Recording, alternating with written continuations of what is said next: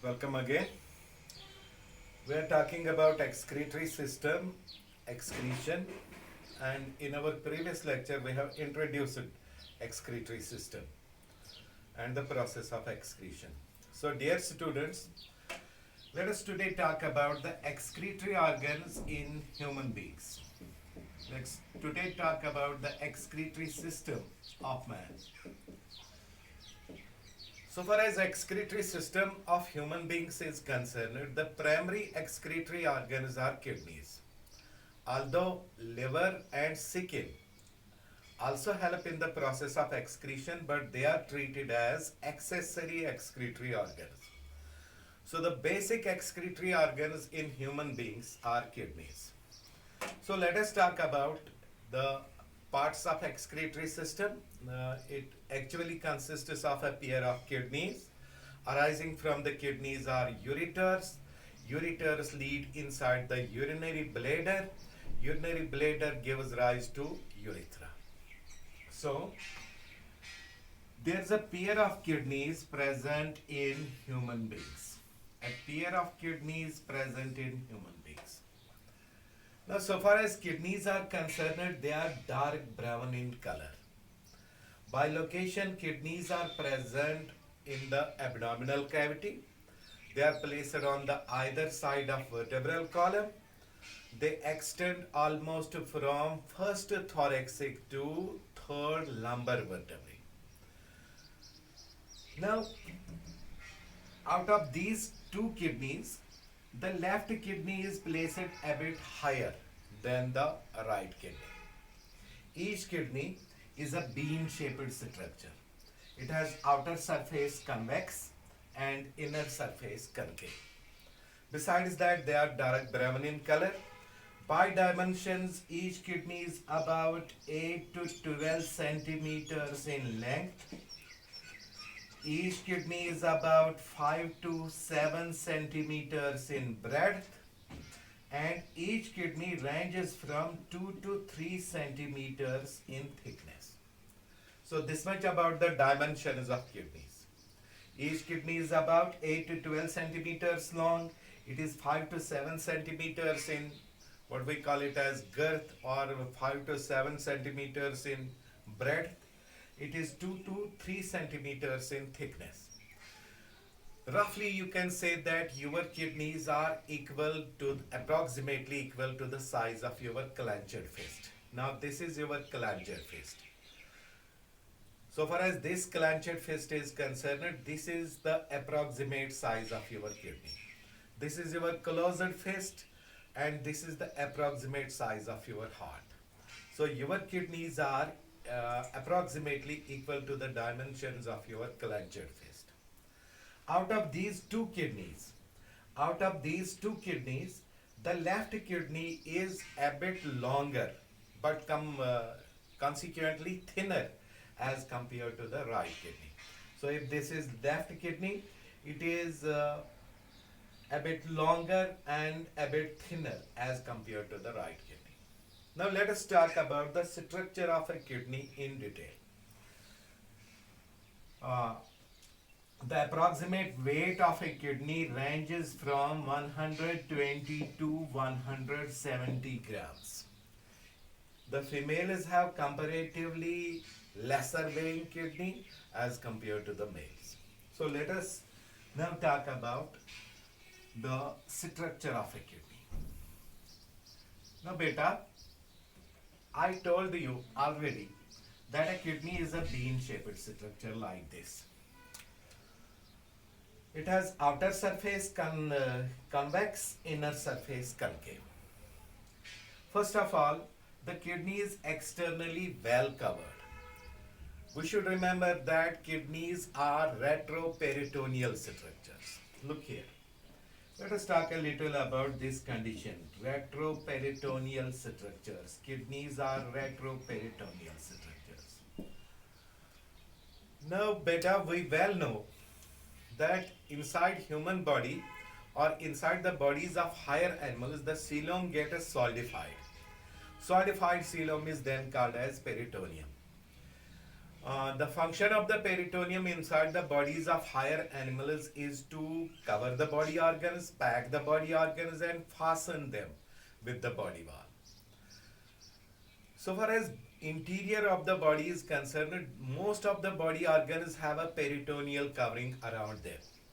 Those body organs which have a peritoneal covering around them are called peritoneal organs, and those body organs that are outside the peritoneal covering, that lack the peritoneal covering, are called retroperitoneal organs. Those organs which are peritoneal have a peritoneal covering around them, and the peritoneum around different body organs gets accordingly different names. For example, the peritoneal covering of heart is called pericardium. The peritoneal covering of lungs is called pleural membrane. The peritoneal covering of stomach is called greater omentum. The peritoneal covering of spleen is then called Gleason's sheath. The peritoneal covering of intestines is then called mesentery. So peritoneum gets special names according to the body organs it covers. But there are some exceptional body organs inside our body that lack a peritoneal covering. And such body organs are called as retroperitoneal body organs.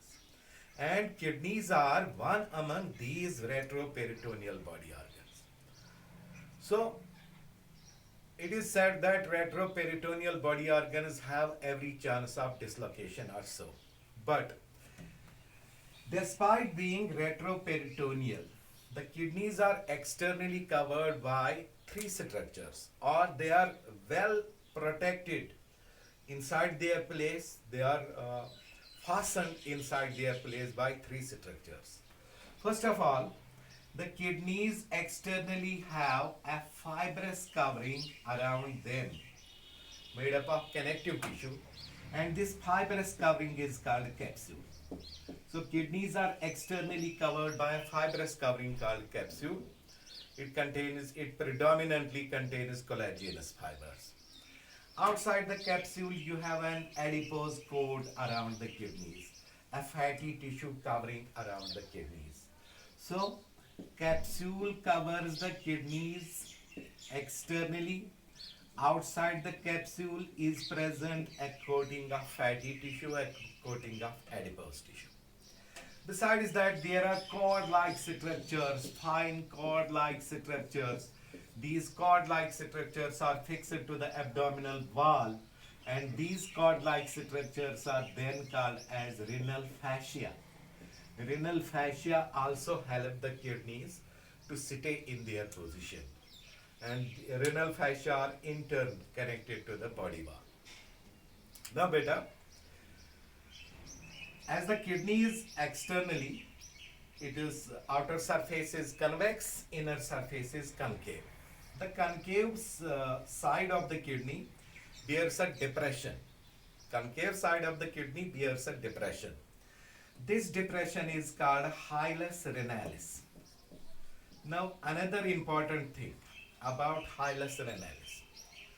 A number of body organs inside our body have a depression, have a pore, and that pore is often referred to as hilus or hilum.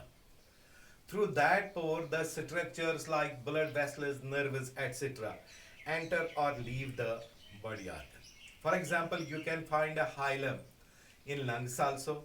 You can find a hilum in ovaries also, and then there it is then called as hilus ovaricus.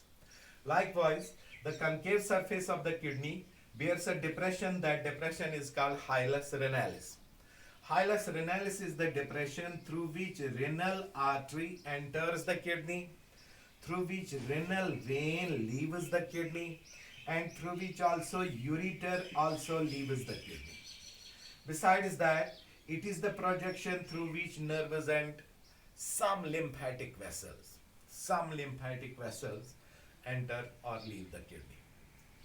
By the way, kidney is one among those body organs which has a poor lymphatic supply. We should remember that kidneys have a very poor lymphatic supply, and around the kidneys are present very few lymph nodes. Now, so let us talk about the interior of the kidney. The interior of the kidney in its longitudinal section shows that it is well differentiated into two regions. Interior of the kidney is well differentiated into two regions. Outer region is called a cortex, very simple, and inner region is called medulla. Again, I should say that many body organs of the body are structurally internally differentiated into cortex and medulla. You will find cortex and medulla in case of ovaries once we describe the structure of ovaries. You will find cortex and medulla arrangement in case of adrenal glands. Even brain also cortex and medulla. It has outer cortex, inner medulla. So once again, the kidneys possess interior of the kidneys can be differentiated into two parts. Outer part is called cortex, inner part is called medulla. So far as cortex of the kidney is concerned, it is more darkly colored. It is more dark as compared to the medulla. Medulla is lightly colored structure, cortex is darkly colored structure. This is the superficial difference between cortex and medulla. Outer portion of the kidney is more dark and it is regarded as cortex. Inner portion of the kidney is lighter and it is regarded as medulla. The darkness of the cortex is probably due to the presence of a number of glomeruli in it. Now, what is glomerulus? We'll be talking once we talk about the structure of nephrons. So, there is huge aggregation of glomeruli inside the cortex. So, because of the presence of glomeruli, the cortex appears to be granular, it appears to be darker.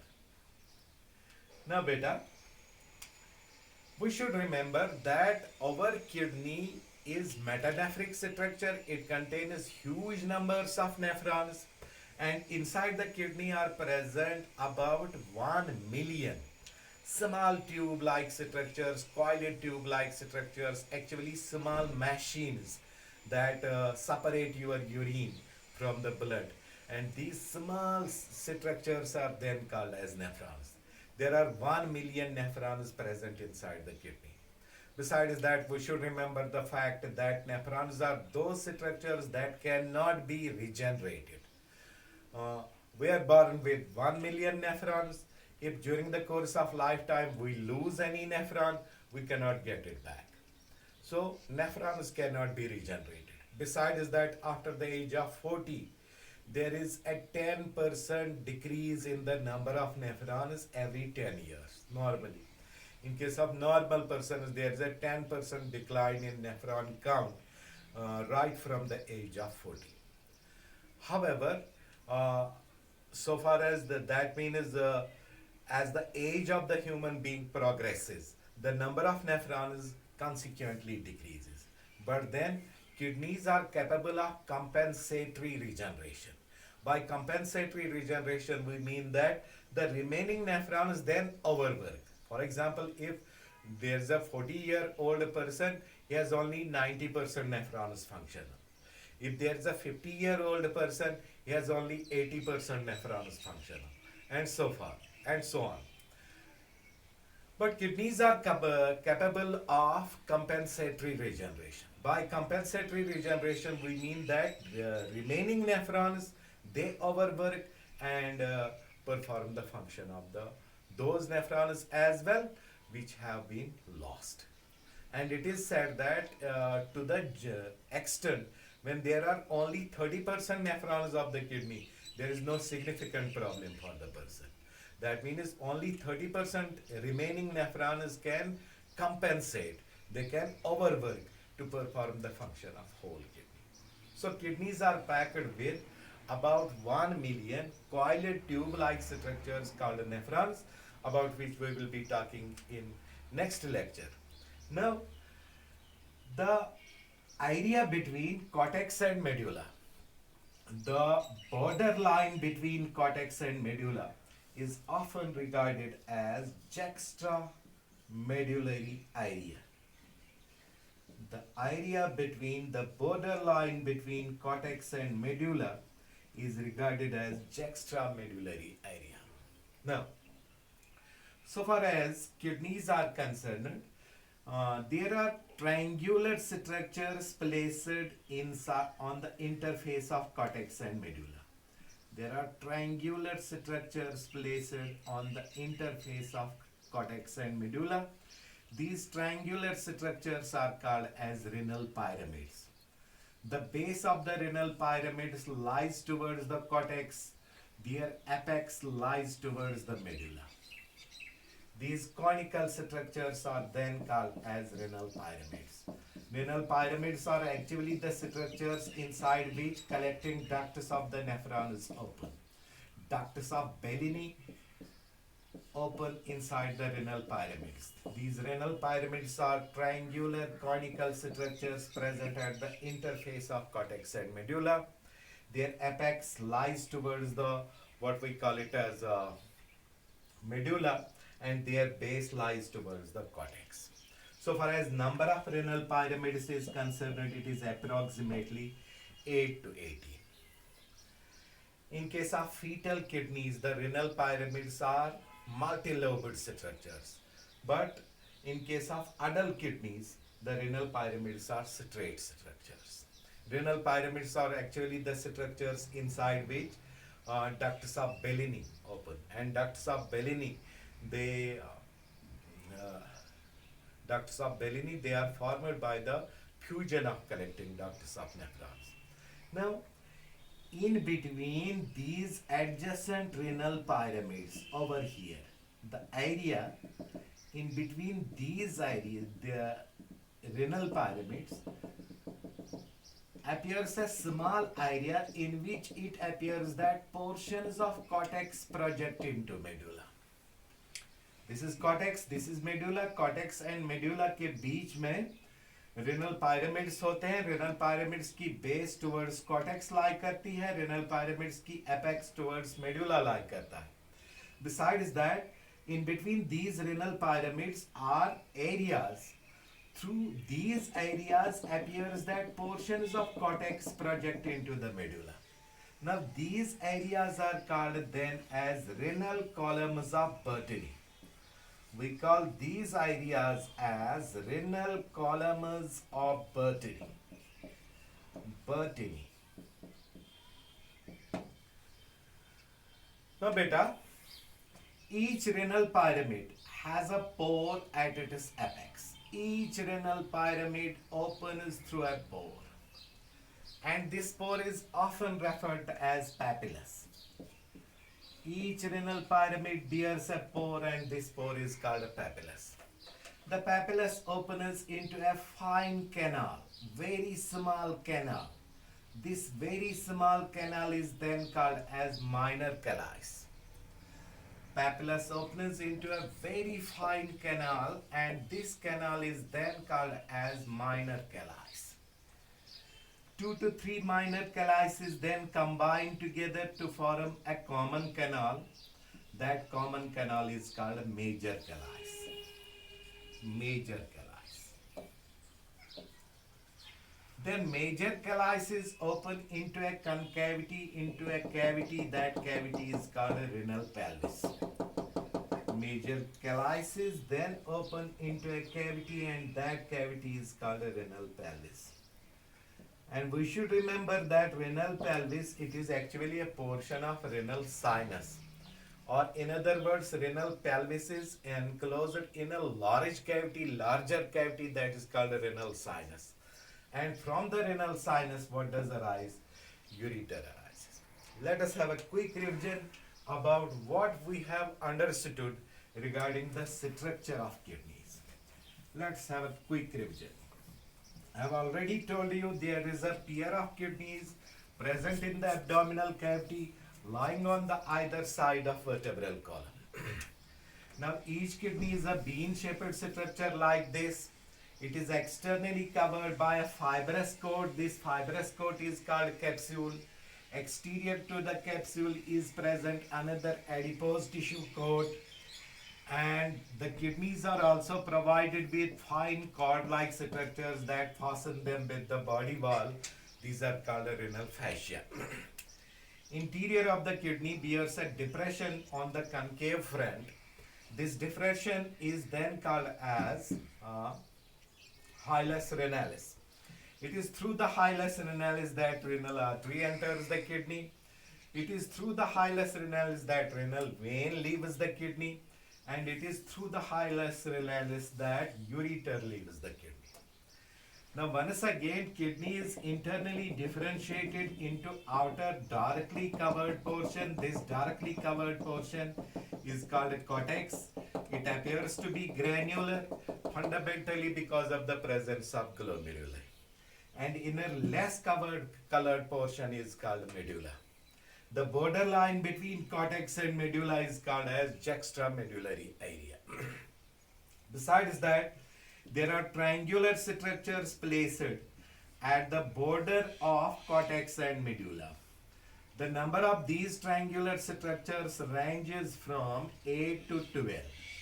These triangular structures are then regarded as renal pyramids. In between the renal pyramids is a small gap through which portions of cortex are seen to project inside the medulla. This way, these portions of cortex projecting into the medulla, these are then called as renal columns of Botany. Arising from each renal pyramid first of all has a pore called a papillus. Arising from the papillus is a fine canal. That canal is called minor calyx. Then 2 to 3 minor calyces combine together to form a common canal that is called major calyx. Major calyx then opens into the renal pelvis, and renal pelvis is included inside a larger cavity called a renal sinus, and arising from the renal sinus is ureter. So, this much was about the basic fundamental structure of kidneys. And each kidney, once again I will tell you, each kidney is provided with 1 million nephrons. We will be talking about the histology of kidney tomorrow in another lecture. Besides that, a blood vessel enters the kidney called a renal artery. Renal artery internally branches and rebranches almost 1 million times. And these branches and rebranches give rise to capillaries. Capillaries then reunite to form venules. Venules then reunite to form vein. And the vein that carries blood away from the kidney is called a renal vein. Now, another organ included in our basic excretory system are ureters. So once again, if I consider this is left kidney placed over here, if I consider this is right kidney placed over here, once again I will tell you left kidney is about 1 to 2 centimeters placed higher than the right kidney. Now each kidney bears a concavity. That concavity is called a renal pelvis. Renal pelvis is enclosed in renal sinus. Arising from renal pelvis are tube-like structures that vertically go downwards. These tube-like structures are called as ureters. So let us talk about ureters. Ureters are tube-like structures that arise from each kidney and descend vertically downwards. Each ureter is about 20 to 30 centimeters long, first of all. And ureter is a tube. So once we say that anything is a tube, the tube doesn't contain anything of its own except its wall. So the ureter is externally covered by 3 layers. The wall of ureter is made up of 3 layers. For example, if I consider this is a piece of ureter, its wall will be 3 layered. Outermost layer of the ureter is called tunica adventitia, or it is called as adventitia layer. Adventitia layer. So far as this adventitia layer is concerned, it is made up of connective tissue, predominantly collagenous fibers, and it is rich in some blood vessels supplying it.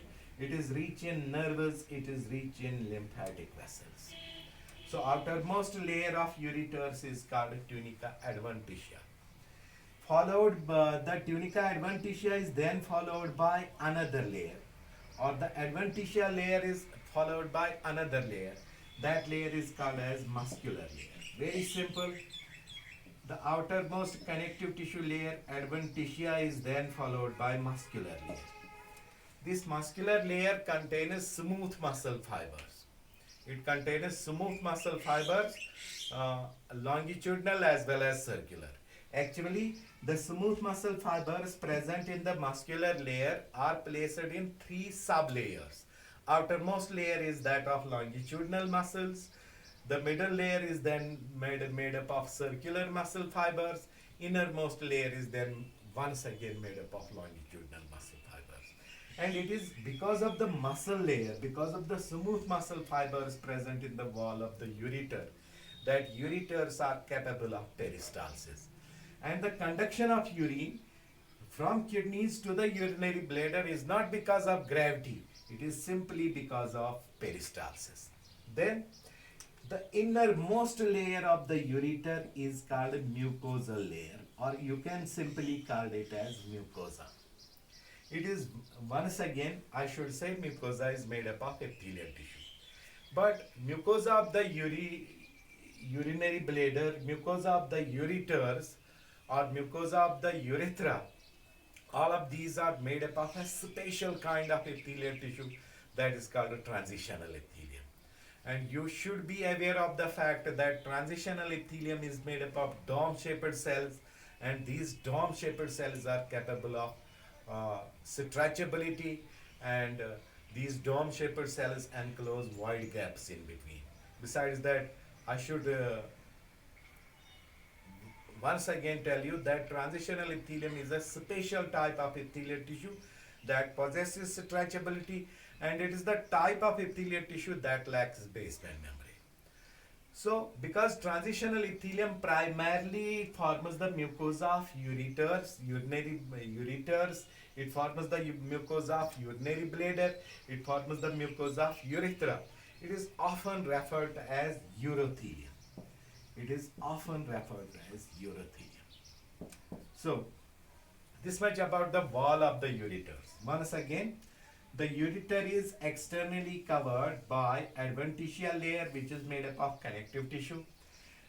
The adventitial layer is then followed by muscular layer, which is made up of smooth muscle fibers. The muscular layer is then followed by urothelium or transitional epithelium that constitutes mucosa. Then the two ureters descend downwards, and at their lower extremity in the lower pelvis they open into a sac-like structure. This sac-like structure is called the urinary bladder. So